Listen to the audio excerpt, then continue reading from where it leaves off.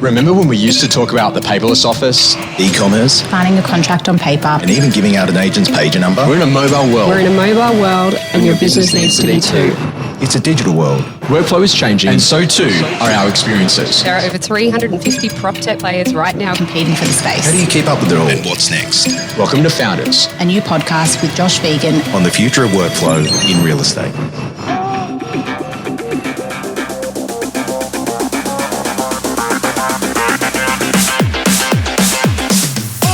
Welcome to the Founders Podcast, and today we've got an incredible conversation with Mark Sinclair and Lachlan Sinclair from Pendium Advisory. Guys, it's been a long time coming, this conversation today, and it's a really important part because we're going to talk everything on what it takes to be able to sell a really good quality business, be able to buy into a really good quality business, the type of advisory on how to get a business really profitable, and to really understand what you need to do when it goes to getting finance to be involved in buying and selling residential real estate businesses. Now, this is going to be a great conversation because I know that we've got a lot of places to go.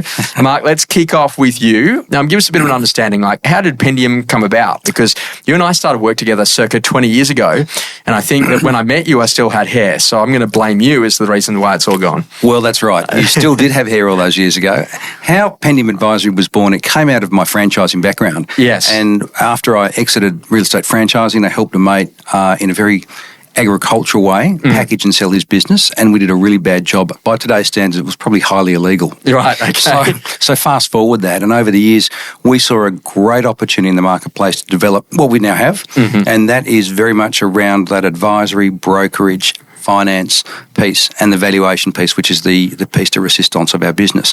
What we found was fascinating is that the demand in the market for an industry-based service offering was off the charts. And as a consequence, we've now got a team of 9 people. We're in 5 states and we are booked solid. Yeah, this is a really awesome conversation because I meet with so many different people at so many different levels, and you're working with people that are brand new into residential real estate, and they get the phone call from someone who says, hey, should I go and open my own real estate office? And then I get someone else who's like, oh, look, someone's approached me to merge. Should I merge? And then I get someone else who said, oh, look, we're going through a really tough situation. One of our directors is getting a divorce, and so we now need to get a valuation for the business. And then I meet someone else and they're like, oh, look, I've got a property manager on, but I've only got 2 properties under management, so I'm losing money on my PM, and what do I do here? And then I met someone recently who said, oh, I need to make $100,000 in sales a month just to cover the new finance that I've actually got on the property managements that I bought, because I bought them when interest rates are at 2% and now they're 6%, and the business is not profitable. So, Lachlan, this is a really important conversation in terms of understanding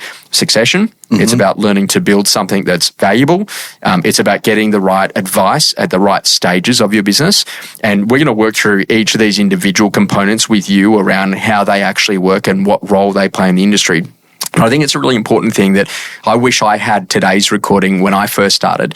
And the reason why I say that is not from an ego point of view, but because of all the things that we have learnt along the way, that, whether or not you're buying into a business or you're planning to sell a business or to exit a business, you need to have an understanding of this stuff here. And it's going to be a really educational podcast to get you clear about what it actually takes. And there's a great old school saying, every single person is going to exit their business. And sometimes it's by choice and sometimes it's not. So what's really important, and I think that Bo Burlingham wrote a book called The Big Finish, and in it he said that the best business exits are planned 15 years in advance. And the reason for that is literally how you set up, the structures that you use, and how that works, an important conversation. So Lachlan, I'm going to come with you. We're going to start with the very basic idea about, when you go to talk to someone who's about potentially, thinking that they might have to sell their business either internally or externally, they've got to go through a bit of a process. And one of the first things to understand inside of any business is a valuation formula. So can you talk to us a little bit about what is a valuation formula? Why is it important to have one inside of a partnership agreement? What are some of the things that can impact on a valuation formula? And let's start there, because I think that if you understand how to build value, then you're more likely to go and do it than if you're not. 100%. Now, that's great, Josh. Thank you. Look, with a valuation of a rent roll, it is a very different asset class compared to freehold property. As I said to you earlier, unfortunately, we don't have the likes of an RP data, being able to jump on and look at comparable sales. It's a very in-depth technical analysis of the data that's extracted from these reports. So when we're conducting these, there's obviously primary valuation factors, right? So what your AAMI is, management fee percentage, ancillary collection, geographic distribution, and also ownership concentration, right? So they're kind of your primary factors, and they're So to break those terms down for someone who doesn't understand, are they close to each other? Yep. Is there one owner who owns heaps, or is it like lots of different people? Yeah, so there's a part of that. What's the amount of revenue that you're making on a per property basis versus the servicing cost to go and do that? So let's start to think a bit about that, because when you go into a rent roll, everyone's like, oh, I'm going to buy 100 managements. Yeah, but if like they're spread in 98 different suburbs, that's going to be really hard to look after. If they're more concentrated in a particular location, then that's actually a good thing.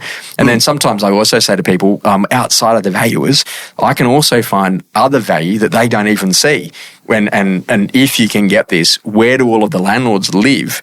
Because if they've got a lot of principal places inside of your core market and you could turn those into sales leads, then you could generate lots of revenue as a business owner. Now, that doesn't play a part of the valuation formula.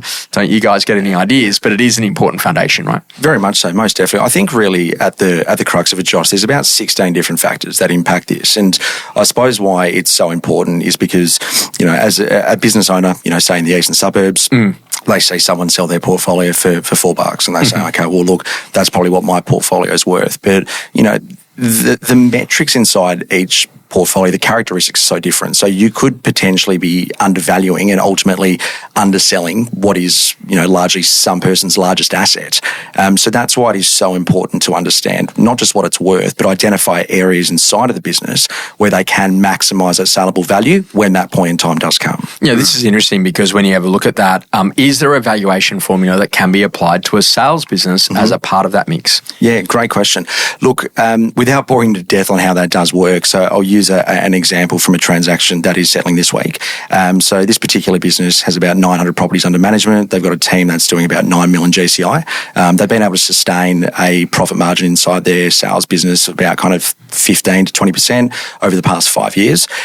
What we were able to do was achieve an exceptional multiplier on the rent roll. But in addition to that, the sales business, we were able to achieve a multiplier of 1.5 times the EBITDA, so the net profit on that business. But the main reason why we could apply value, and this comes back to the methodology of applying value to a sales business, is we had a non-selling director. So the director wasn't contributing any of the GCI that was there. You had a sales team of about 10 or 11 people. And that GCI was fairly evenly distributed across all of those reps. So the risk profile associated with the continuity of that revenue was pretty low. And that was able to provide that buyer with the confidence to pay what they did for that sales business. One of the best of this was a guy by the name of Nick Dowling, the chairman now of Jellis Craig. And he was an ex-banker from Macquarie Bank and understood it quite well. And he said, the biggest challenge is literally convincing a salesperson to be able to pay for their own revenue that they've generated on the inside of a business. But he goes, but it's really, really important that you actually have that from day one, that the rate that you buy in and the rate that you buy in and the rate that I buy in is the same valuation methodology and is equal and fair for all. And then there's the other old school saying that if a bank wouldn't lend against it, it's not worth anything. And so it's really important to be able to go to demonstrate, and bankers better than anyone else who can actually go to show you, hey, these are the things that go to impact on a valuation and this is what you'd need to do around that.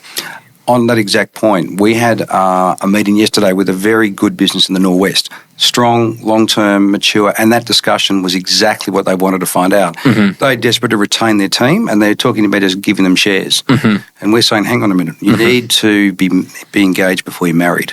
So you need to understand what you're getting into. Are they the right people? And they hadn't thought about those issues. It was just a case of to fix the problem, let's just issue some shares. And we're saying the concept's great, but let's take it back a step and work through it. And I think there's another line where good businesses can retain their good people by having that as a beginning strategy. So that's a great idea. Every business needs a valuation formula. If you don't have one, come and see you guys and you'll help to establish a formula that can sit inside of a partnership agreement. And if you've got that, that's really important because then you can also show people how to actually go to move the levers. Now, a really good example of this, as I've seen, is Place Estate Agents up in Brisbane. The guy by the name of Damien Hackett is an exceptional CEO in that business.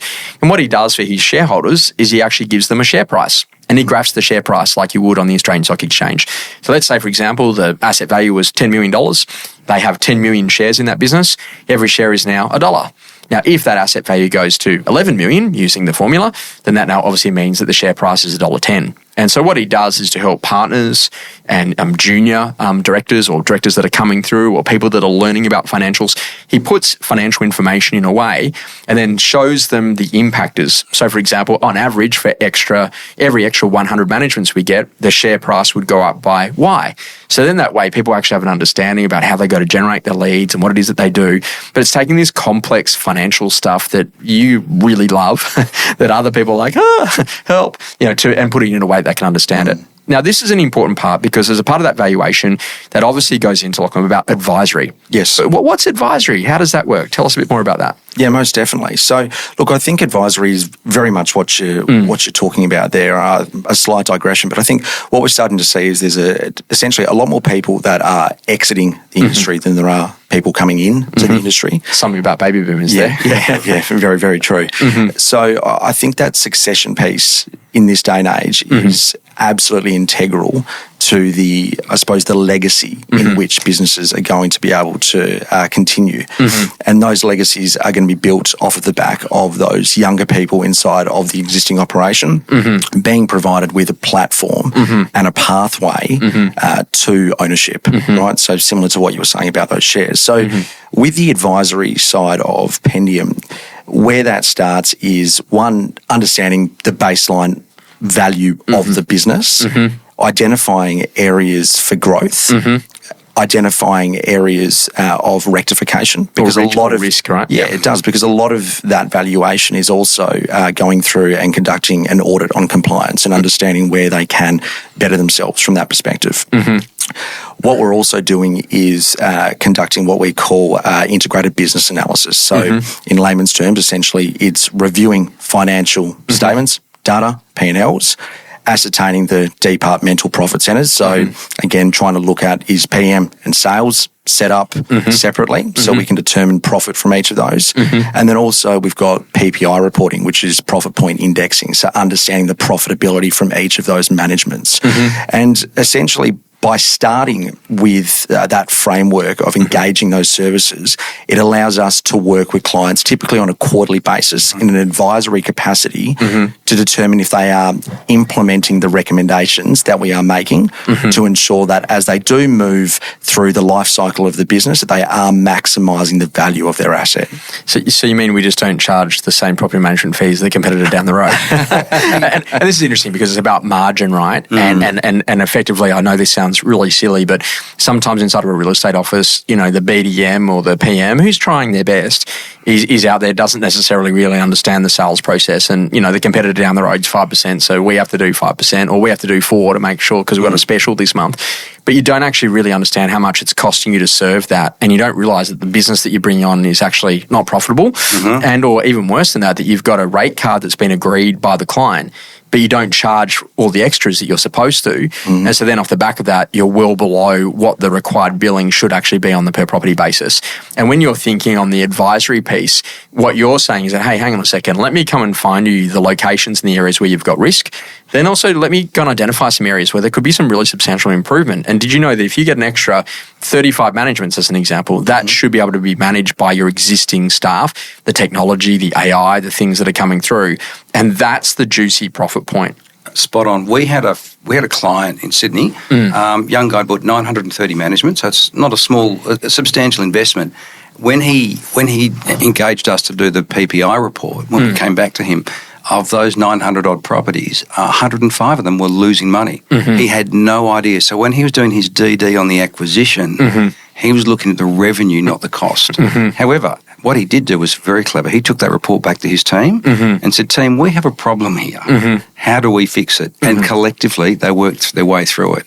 And therein lies a great story and a great strategy for businesses. We always hear people saying, I put another 200, 300, 400, whatever. But how much of that are you making 35, 45, 55% return on as opposed to getting it for 25%? And that's the new conversation. And then the interesting conversation is that literally the industry is probably unskilled. That, a property manager comes back in and goes, oh, look, I know the other property manager left last week and it's bad timing, but I need a pay rise.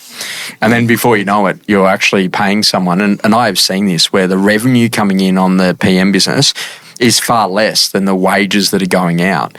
And that's not because it was a growing business and they were starting up. It was just because like they just paid to get talent in inverted commas, but they weren't really understanding that there has to be a relationship between revenue and the actual wages that are paid, for the labour. Now this is interesting because so I can get you in like and say, hey mate, I want you to come and look at my business. Tell me where's the bad stuff, where's the good stuff, where's the opportunity for improvement, and what can I do to lift it up? And this is a great story for profit maximisation for existing shareholders. It's also a really good thing to be making sure that you're always getting your business ready to sell. And like I'm going to say, I'm not for sale, but there's a price where I reckon I might be. And so from that point of view, you need to understand how to go and establish that.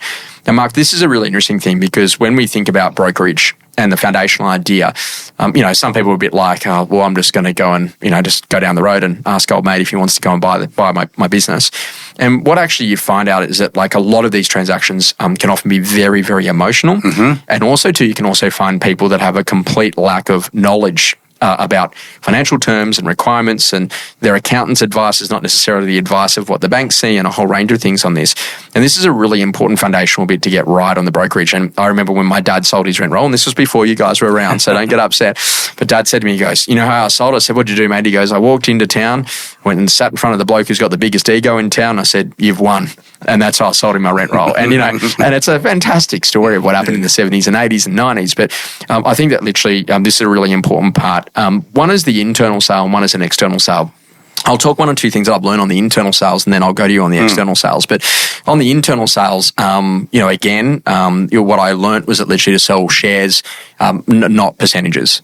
And so why this is really important is that when you're selling down to people internally inside an organisation, you'll get someone who comes in and goes, well, mate, if I can't buy 50%, I'm not involved in this one, brother. And you're like, well, hang on a second. Do you actually know the enterprise value of the business? Well, what do you mean? Well, the enterprise value is $1 million, so you need 500 grand. Well, I've got 10. Well, guess what, mate? You don't actually buy 50% of the business for 10 grand and you don't go to BHP and do that. And so I think that the industry's kind of tied up that they think that they're buying percentages because of the ego. I'm a director. Did you know that? You see where I park? Versus then the conversation around control. So I actually want to have control over sales or control over PM versus actually I'm building legacy. I want something that's, I can pass down to my kids or actually getting return on equity. So, hey, I'm going to pop in 100 grand and I want to get $200,000 in asset value later on down the track.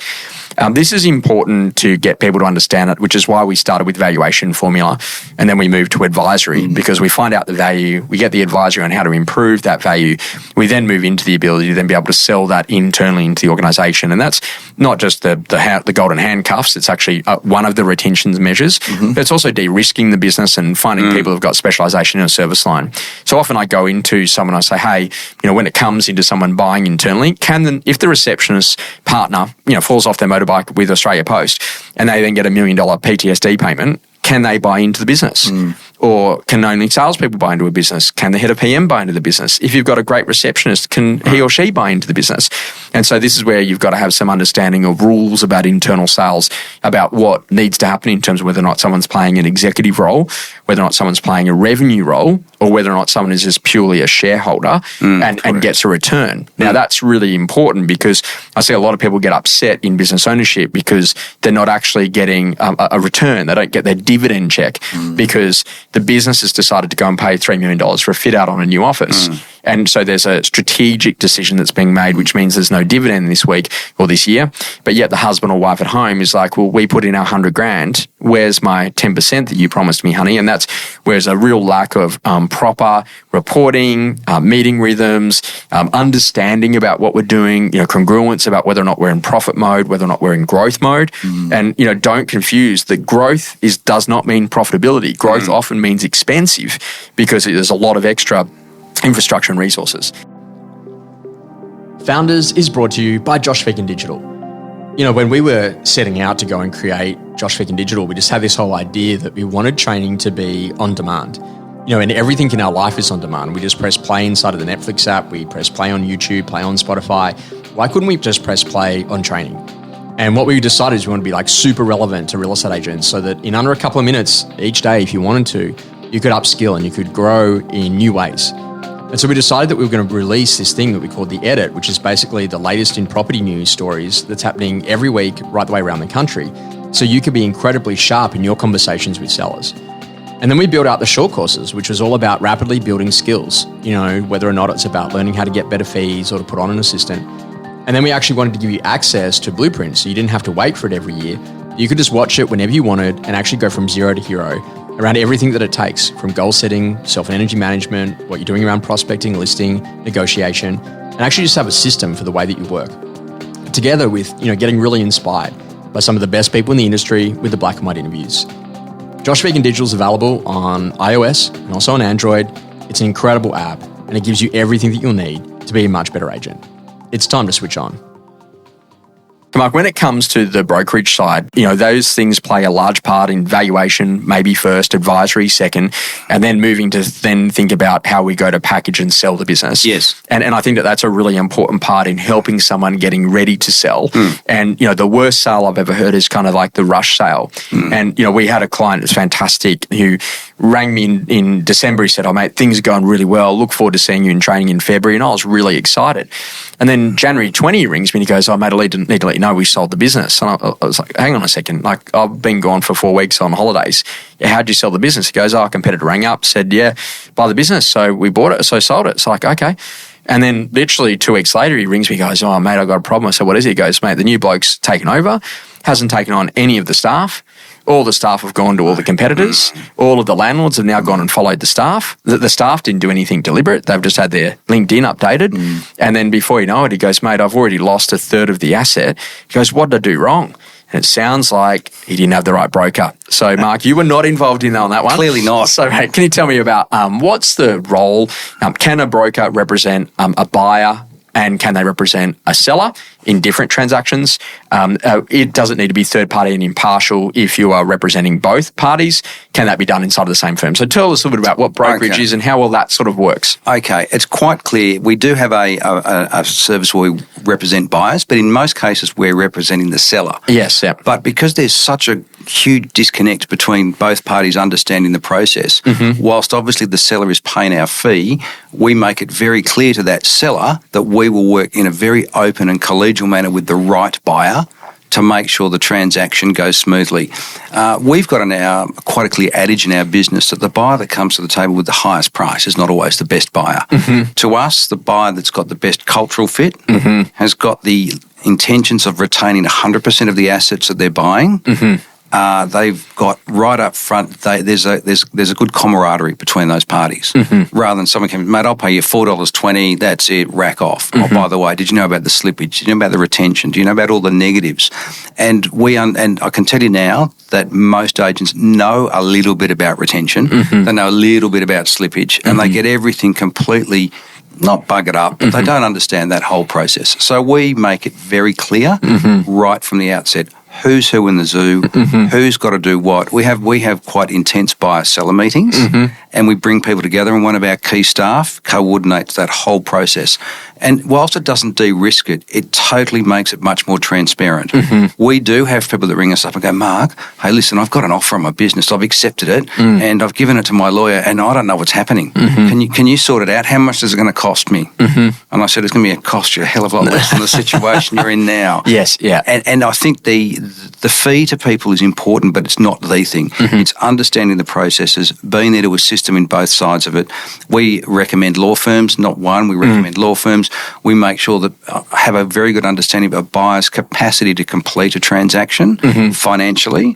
Conversely, we work very closely with the seller, so the seller knows their obligations. The days of just signing up 100 MMAs and handing them across to the buyer, that's finished.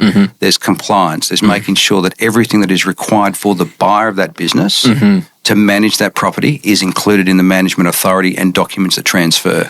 The nightmares in this stuff is phenomenal. I had a client ring me to advise me that they'd sold their business. I was like, "Oh, okay." And they went out there and they re-signed the management authorities, and they'd done it on about a third of the 1,800, I think it was, properties that they'd sold. And then the person that was buying it had said, "Oh, well, hang on a second, you've signed it up in the wrong entity." So they had to go back and re-sign those extra 600 that they'd already signed. And so you just start to realise that, like, literally and really why you're getting a broker involved is to minimise risk, speed through process, remove emotion, and get someone who can actually be in a position that they can help you to go to maximise that saleable value. And this is a really big difference. It's like, even if you know who the buyer is going to be, get someone to be a third-party representative. And this is like when someone says, well, AI will replace real estate agents. Not really. And they're like, well, why? I said, have you ever tried to deal with a human? So from that point of view, there is a ton of complexity in emotions. And I always say to this, that when someone's actually selling a business, what does the sale represent? The end of an era, the end of a lifetime, the end of them being able to do it. And there was an article I read in London. It was quite interesting. They interviewed this lady, and XYZ real estate agency has now been sold. And they said to the lady, how does it feel to sell the business? She goes, well, my husband died a year ago, and if he had to have died 10 years ago, we would have sold it 10 years earlier, and it would have been a lot happier. And it's like, and she goes, and the business will be open on Thursdays between 2:00 and 4:00 for anyone who wants to come and have a discussion about anything that needs to be paid. And it is like, you kind of learn very quickly that like there's so many other influencers, stakeholders, there's accountants, there's literally solicitors, and there's literally other real estate mates, and then there's the franchisor, and then there's the franchisees, and then there's friends at the barbecue, and then there's the wife, and then maybe the ex-wife. Like, there's a whole range of these people that can be involved. And you need someone who's impartial and third party to be able to distance the emotions from the transaction and to make sure that there's specific performance, right? So that things are done at the right time, but to guide people through it. So if you haven't done it like before, having someone else that can actually guide you through these steps is a really important foundational idea. Now, this is outside of brokerage, obviously, like that leads us to the conversation around finance. You can get finance anywhere, can't you? But that's understanding about like what is important and why do you get someone to broker that finance transaction for you? Because there's differences in facilities, there's differences in how they look at the valuation of a business. There's also two differences of how they actually treat additional entities, right? So, what is the importance of getting someone else to have a look at finance for you and to make sure that you're getting the right finance when you're buying your business? Fantastic. Look, Josh, I think it really comes down to, if you bring it back to a buyer of a property looking for finance, smart investors are going to go to a trusted broker to obviously try and assist them in facilitating to get the best possible deal. Much like, I suppose, when we look at buyers of rent rolls and real estate businesses, commercial lending is pretty intense. There's a lot involved when it comes to the lending on these transactions. So having I suppose an experienced broker in place to not just try and identify the best terms, but it's obviously looking at the lending piece, it's looking at the transactional side of the lending as well, understanding what their existing security is, what the LVR is, and also, as you said, so whether it's going to be an internal valuation, whether it's an external valuation, whether they're going to take the consideration of your sales business into looking at all of that, looking at your external assets as well. It's really, really important to have that representative in place to be able to go out to all of the applicable lenders and present to you the best possible option that there is. Mark, the storybook that you guys are going to be able to write on this is insane. What are some of the go-wrongs that you've seen that you just think, hey, these are important lessons for a first-time buyer or a first-time seller to be aware of? And Locke, you'll get your chance, but let's kick off with Mark's stories first. And we've only got half hour. Yes. Yeah. Okay. More often than not, it's the people that have done their own transaction or started that transaction. But they don't understand the processes. We've seen agency agreements in the wrong name be signed, as you said. That is not uncommon. Not having a great communication piece with the landlords. Getting buyers can get sucked in, and we've seen this on really bad slippage and retention. They think they're getting $1 million by selling their rent roll, but a complete lack of clarity as to what slippage is. We've seen the highest slippage we saw in one transaction was 50%, which is just off the charts. So they thought they were getting X and they ended up with Y. So that's clearly one issue. I think the problem with a lot of the people that do direct transactions is there's too much familiarity breeding contempt. And I've actually been an expert witness in 3 court cases whereby people have done their own deals and it's just diabolical. Everything was wrong. Agency terms, slippage, retention, deposits, funding, how it was all done. The world of that happening now has diminished enormously. Most people obviously know a lawyer if they're going to engage a lawyer. I reckon that's the other danger signal that we see quite a bit. Lawyers that think they know our space and they know nothing about it. So they get a contract from a competent lawyer and then they get Jimmy to sign up and all this sort of stuff, and they can be major problems. And that can be... So therefore, the party that engages the wrong solicitor could almost make a claim against the law firm. Inexperienced lawyers, people doing their own transactions are the two common denominators, which are diabolical. And for you, Lachlan, what do you reckon? Look, I agree with Mark's sentiment. I think at the end of the day, right, is that unfortunately a lot of business owners think, oh, look, we sell property, we can sell a rent roll, it's pretty comparable. But the two transactions, the two asset classes couldn't be further from the truth, right? I mean, they've got their landlords who they represent because those landlords don't have the time, experience or inclination to do it themselves. And I think business owners, if they are looking at acquisition or a sale, they need to have that same mentality. They may not necessarily sell their own house, so why would they go and, try and sell their business if it's not something they do day in, day out? And this is on my side, the things that I look at, I go, little to no thought going into a valuation methodology, no partnership agreement, no misadventure clauses, no forced exit clauses, no forced buyout clauses sitting inside of that partnership agreement. People thinking that just because someone's become a partner or a director that A, they're going to perform, or that B, the business that they've bought in is still going to produce a profit. And lack of experience in understanding market cycles and the levers that you can actually pull on in a business to make sure that you're maintaining margin, whether or not that be pricing structure, debundling services and selling, marketing as an understanding, also to overextension into alternate service lines. So they're chasing ancillaries. When they got 200 properties under management, they should just make that 1,000 properties under management. Also to involved in weird things, aka holiday rentals, when it's not really their thing. And actually just adding all these extras because they think that they should, but not really having a business strategy for it. The other thing that I would say, there's only one more here, is also too that when you go into the organisational chart, no one's responsible for it. Yeah. So I walk into businesses and I go, who's head of sales, who's head of property management, who's head of recurring revenue, who's head of what we might go to call sellable value, who's actually in charge of finances, who's in charge of marketing, and you can get heads on everything, but you can't get a head of sales. You're like, well, isn't this the biggest one-off revenue generator, which is the real big opportunity for profit maximization? And then, paying out wrong splits to salespeople because someone says, hey, I can get 90% down the road. Yeah, but or my favorite, if I start my own business, I can get 100% of the revenue. Absolutely. I get 100%, but they forget that you also get 100% of the expenses as a part of that. There's one very key point neither of us touched on yet, which is relevant to risk. And that risk is a very high-yielding, high-profile selling principle. He sells his rent roll for the reasons he's selling his rent roll. And then what he does, he hands it over to the PM team to re-sign the agency agreements and takes very little interest in that process.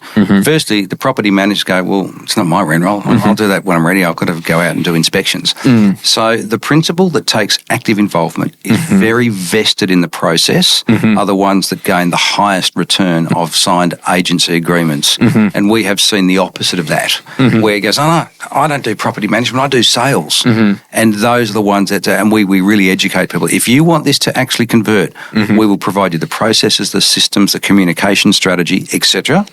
But you need to roll your sleeves up and you need to do some heavy lifting because ultimately, if you don't do the heavy lifting and you rely on other people, you ain't going to get a payday. And this is the big thing I look at is that you think that what you're buying into, everyone knows everything about it, but what you realise very quickly is that literally this is just a set of advice. And I remember a client who was trying to buy into a particular business that he was working at the time, and the business owner couldn't sell any shares to this particular person, and not because they weren't a good person or they weren't the right style of candidate or they didn't have funding, but because the entity that owned the real estate business also owned a really significant development company and also owned a very significant farming business and a trucking business and and a whole range of other things. And so they were buying into something that wasn't clear and cut clean. And we didn't think fast enough in that transaction because what we should have done is set up a separate entity, and any new management that came in, we should have put into the new entity, and we could have retained that top tier talent.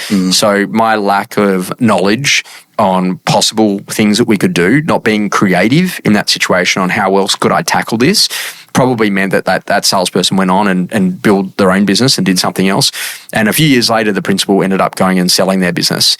And I just thought, it's such a shame because actually the actual business could have been sold and the brand could have continued with that salesperson if we had been smarter about it. So I think that's a really important foundational idea, right? Yeah, look, it very much so is. I think corporate structure is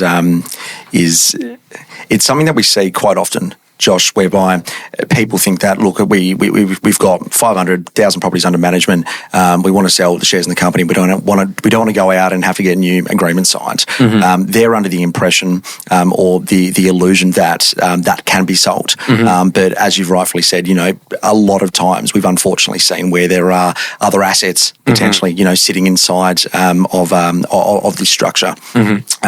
And you kind of get down the track and everyone's singing Kumbaya, everyone's really happy to proceed. The accountants start talking and they realise, look, we can't actually do this. So either, you've wasted 3 to 6 months or, they actually end up going back out and doing a rent roll sale, which is, potentially what they could have done in the first place and got a higher and better outcome. And then there's also too the surprises that come out about trading or non-trading entities and a whole range of other things. Yeah. So basically, the way that I think about you guys is that you only help people that are entering into business, that are in business, or that are exiting businesses. Because when you think about that, like that's what all those things are, right? In brokerage that someone's buying, and that can be an internal sale or an external sale. Running a business, thinking about the advisory, what is it we do to get the valuations right, how we got to work through those things. Exiting a business, so finance also included in that, and then the exit, like how do we actually help you on the sales side? But also too, how do we make sure that we keep that valuation up to where it needs to be so that you can maximise every single dollar? It's a really important space. Respectfully, it's probably been underdone in the residential real estate industry for a long period of time. You kind of think you can do it yourself. It's like a garage sale out the front and literally, for sale, 400 managements, please call Winfrey. And this is that whole idea is that now we're actually seeing a high level of professionalism. So congratulations on the success of the firm because, we've been watching from far, as you know, and watching not only the brand development, but then also to the systemization of what it is that you do, but then also to the packaging of those services to make sure they're in the right stage of the life cycle of a business. And it's a really important part to understand that literally this, if you get it right, makes a huge difference in the overall business success. And there's a book called Predictable Success by Les McCohen, which we reference at Blueprint. And he says, there's early starter survival. How do we actually make this thing happen? Fun. We're actually making money for once. This is good. Then all of a sudden we get into white water. How do I keep my head above water? Not financially, but because I've got so many things coming at me. Predictable success. I do this and I get that. I do this and I get that. Then treadmill, just going through the actions, and then all of a sudden big rut, and then the final stage, my favourite stage in all business cycles, death rattle. And what you got to realise is that there are businesses that have been phenomenal at this, and there's a great story about Masters Hardware stores in Australia went from early struggle to death rattle in 18 months because they had too big a store format and didn't make enough on a per square meterage basis. And then you're going to have a look at something like Bunnings. And I think Dan Murphy's is another great example. Chemist Warehouse, also another great example of businesses that have got really dialed in systems, methodologies and approaches that actually allows their businesses to scale. And wherever they go, it looks like it's incredible, predictable success. Now, from my analysis, and this is purely on your gut feel, Bunnings actually went to the UK and packed their bags back to Australia in under 18 months. And I reckon it all came down to one very simple thing. They were trying to sell barbecues for 12 months in a year in a location that only uses barbecues for 6 weeks.